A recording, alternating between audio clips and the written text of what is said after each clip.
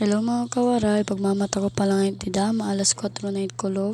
Asya sugadak na oras nagmata, kay masakit kasi kagabi ang ulo, tungod na din pagsisinilpon. Sigang ko nganit kanina hidadi na dirila ka ni magsisilpon. Bangin napapausa ka mga kawaray na waray nga dahidadi at tungin niya na mamasahiros. Ama talaga to tiyagin bubuhat mga kawaray pag malaya talaga tam client.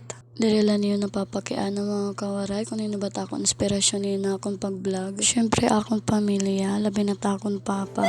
Talagod tila kasi ako na taga iya, so gadi na akong trabaho. Ay lang mga kawaray, susunod ko naman na pag-vlog, uyo ko upod ko na ipapa. Ano na kasi napagyakang ko na mag-vlog ako, nakidara-dayon nga to habukid para daw kung may ada ko i-vlog. Pero waray ko ito ka voice over, kaya na-out pa kasi kadto na tayo mga kawaray. Yan naman talaga kini, nagkamag-adala kasing loob para mag-voice over. Giniisip ko na lang ni mga kawaray na para magapin itag pamilya para diri ako maawod. Naghihiling-hiling na kitida na tayo mga kawaray, kabayan kasi naparong na akong cellphone. Siyempre, pakita ni kita kadali. Nga na di malatak di mga kawaray, tamang pingganan, kaya medyo nagkakalat pa. Bangin napapansin niyo nga dam mga kawaray, akong muskit na medyo gisi-gisi na kasi diret naman gintatawad basta gabi. Yung kakadi ko kasi natakong tiil mga kawaray. Di kasi nangangaturog pag waray muskit itak tiil. Nagtotoo niya nakit din na tayo mga kawaray, kabayan na kasi umulpot itakong daddy.